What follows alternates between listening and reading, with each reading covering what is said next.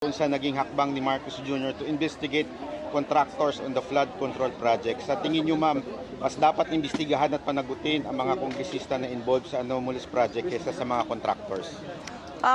Well, lahat sila dapat.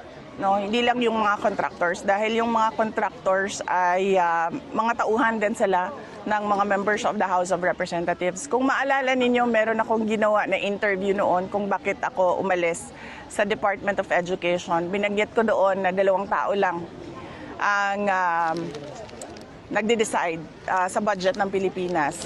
Yun ay si Martin Romualdez at si Zaldico. At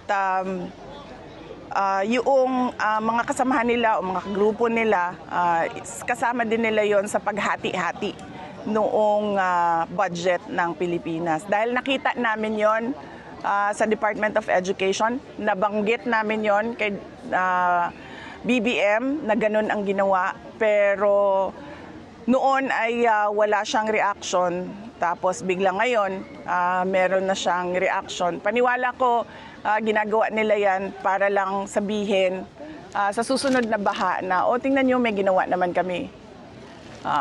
Pinaghahandaan niya lang yung excuse niya para sa susunod na baha. Na kayo ngayon, ano kayang palusot na naman ngayon ng administrasyon?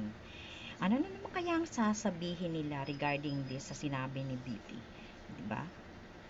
Mukha talagang pera administrasyon. Ayan, diba?